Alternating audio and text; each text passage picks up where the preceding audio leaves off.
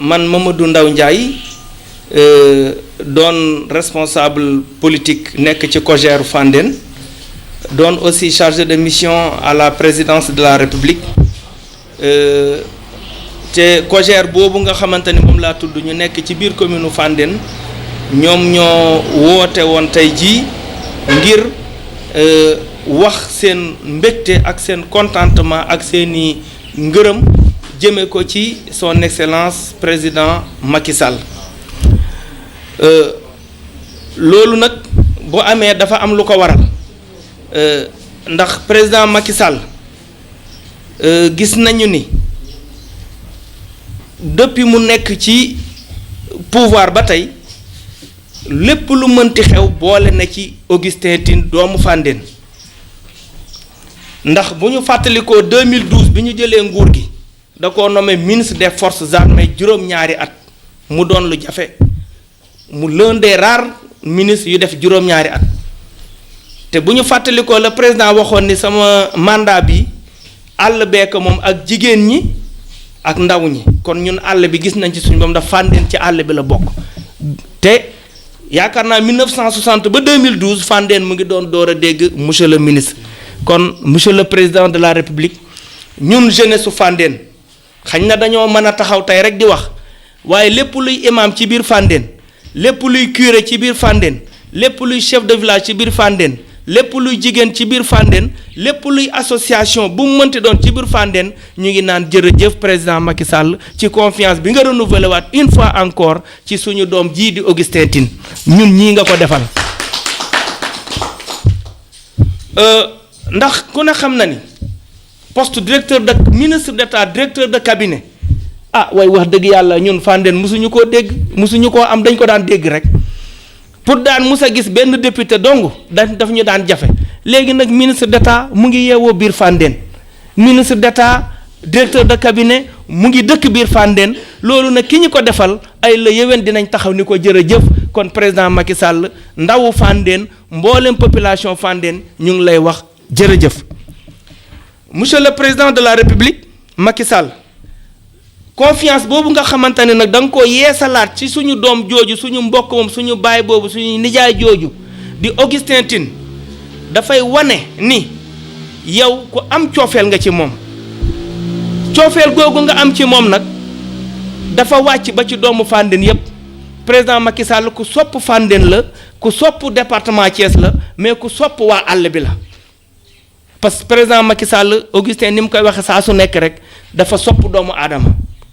te sopp googu mu sopp doomu aadama waaye nag rawatina suñu ministre bii di Augustin Tine ndax ku ne xam na ni ba muy door ba léegi moom ak Augustin Tine musuñoo tàggaloo parce que en 2009 dans le département de Thiès boo xoolee coalition Dekkal Ngor fii ci Fandène Augustin dafa présenté woon ab listam booba jafe woon na lool moins d'un an après la création de l'APR mu présenté am ñeenti conseil wax dëgg yàlla loola président fàttewu ko di sàmm kóllëre googu di sàmm ngor googu ba nëgëni si ñun réccuwuñu dara lu ñu doon ànde ak président de la république Macky Sall donc li ñu war mooy kay di ko jaajëfal di ko wax ni ñun de bëgg nañ ñun de kontaan nañ en tout cas ñu ngi koy ñaanal moom ak gouvernement lépp loo xamante ni yéene nañ ko Sénégal de na ko wér ni waa Fandène ñu ngi ci biir tey ñu ngi ci biir suba ñu ngi ci biir ginnaaw suba tant que moom ci boppam mu ngi continuer di doxale nii ak lu mënti xew ñun ñu ngi ci ginnaawam ñu ngi ci suñ ginnaaw doom Augustin Tine mu nekk ci ginnaawam leneen li nga xamante ni aussi dinañ ko ci wax mooy que ni ñun dañoo am ab sag bi mooy président Macky Sall daf ñoo sagal di ñu sagal saa su nekk di yokk suñu sag boobu mu ñuy sagal nag saa su nekk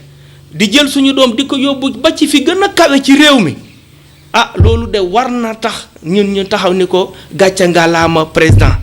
te di ko xamal ni ko loolu nga xamante ni moom la ñu defal day wax dëgg yàlla incha allah du ci rus ndax lépp lu mu bëgg suba ba ngoon na ko bir ni ñun jeunesse su Fandène ñun population Fandène en général ñun ñu ngi ci biir digluwuñu ma demba digluwuñu ma sàmba xaaruñu ma demba xaaruñu ma sàmba Augustin Tine la ñuy déglu te Augustin Tine président Macky Sall rek lay déglu ndax wolof moo ni ànd bu yàgg dëgg la te yaakaar naa ni diggante bi boobaak léegi mu ngi bëgg a yàgg leneen li nga xamante ni dinañ ko ci waxaan mooy bi nga xamante ni Augustin Tine maire de Fandène président Macky Sall mu ngi koy yóbbu ci ay station yu bare bari boobu ba nëgë ni si dañ koy wan ni ko nit li ma wax sànq rek dañuy gën a feddaliwaat suñu laxasaay gën a la feddaliwaat suñu yéene gën a feddaliwaat suñu jàpp ci APR ak président ak son coordonnateur muy le président Macky Sall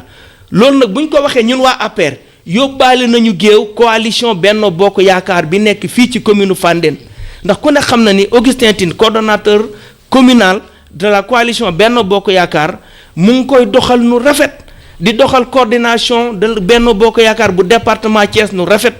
kon lii nga xamante ni ñun dañ koo def tey yaakaar naa ni defal nañ ko coalition Benno Bokk Yaakaar yépp ndax fii ci Fandène de coalition Benno Bokk Yaakaar réalité la fi ñépp a ngi fi teew mboolem membre coalition bi ñu ngi ci biir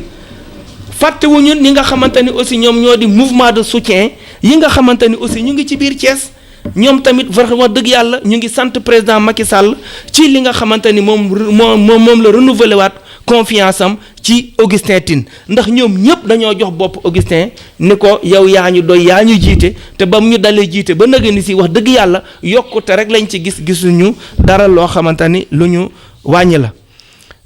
li ci tegu nag mooy bu ñu waxee mënuñoo wax ba daaneel te duñu tudd ki nga xamante ni moo di docteur Pape Amadou Ndiaye ministre bi yor wàllu xarale yi ak coppiteg wàllu liggéey yu ndaw ndawaan yi yu mel ni menuisier yi mécanicien yeeg yooyu muy secteur informel bi donc kooka am na ci jox nañ ko lu mu mën jox nañ ko lu mu xam te am nañ yaakaar ni incha allahu loola dina doon yokkute ci biir commune Thiès ci biir APR doon yokkute ci biir département Thiès kon yaakaar naa ni nomination boobu ginnaaw ba ñu ci félicité docteur Ndiaye vraiment ñu ngi ciy jaajëfalit président de la république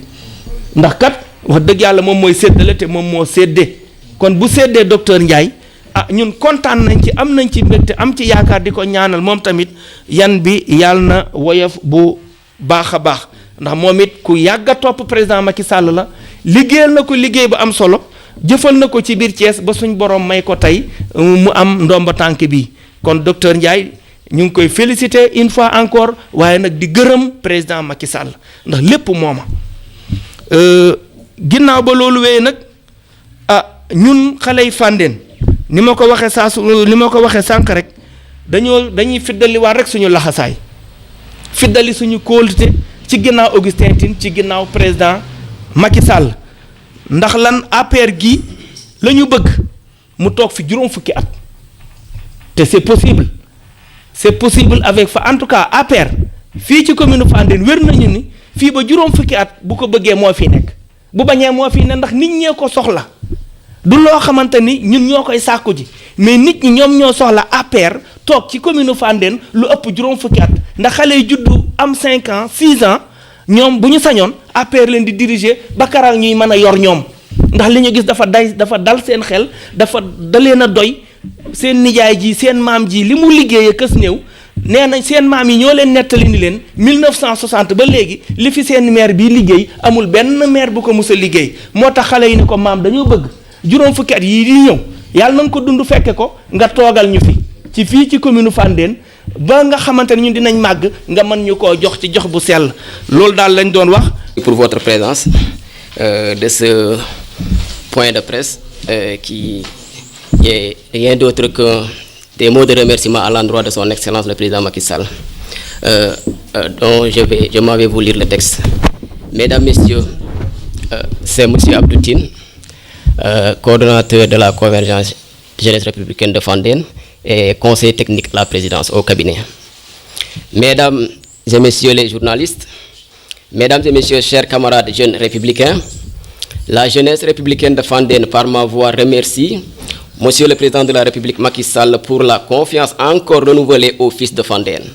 matérialisée par le choix porté sur son vaillant maire, le ministre d'État, directeur de cabinet politique et coordonnateur départemental Augustin Tine, pour le poste de haute responsabilité dans le nouveau gouvernement. Monsieur le Président de la République, cela confirme votre estime sans faille portée à la communauté fandénoise et le département de Thiès. Elle motive davantage notre engagement militant tout en consolidant notre ancrage au sein de l'APR. C'est pour cela que nous, les jeunes républicains de Fandène, aimerions exprimer notre gratitude à l'endroit du chef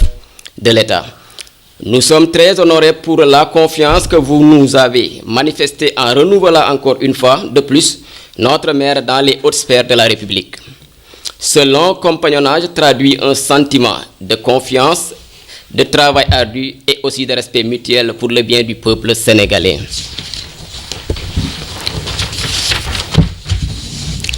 Cette nomination de notre responsable, coordonnateur et maire, constitue également une grande responsabilité que nous ne prenons pas à la légère et dont nous connaissons l'entière dimension. Nous nous engageons plus que jamais à accompagner Monsieur le ministre d'État, directeur de cabinet politique, sur sa nouvelle mission, lui qui ne ménage aucun effort pour continuer à bâtir une mouvance conquérante dans le département. Nos félicitations vont également aux autres formations politiques qui ont eu la grandeur d'esprit et le courage de saisir la main tendue du président de la République pour l'intérêt de la nation. Ceci traduit une volonté manifeste d'œuvrer pour la concrétisation d'un projet de développement national. Nous ne pouvons passer sous silence la nomination du docteur Pape Amadou Ndiaye, ministre de l'Artisanat et de la transformation du secteur informel. Ce grand artisan du président Macky Sall est un fidèle compagnon de Benno Bokk Yakaar. Nous sommes sûrs que son intervention au sein du gouvernement d'union nationale aura un impact qualitatif et sur le plan politique, une meilleure couverture du département, tous unis derrière le coordonnateur départemental de Thiès, à savoir le Dr Augustin Tine. La jeunesse républicaine de Fandène renouvelle son engagement à accompagner le président de la République et s'engage à œuvrer dans le sens de maintenir l'APR, c'est-à-dire l'Alliance pour la République, au rang de première force du Sénégal et de Fandène en particulier. Vive le Sénégal, vive le président Macky Sall, vive l'Alliance pour la République. Je vous remercie.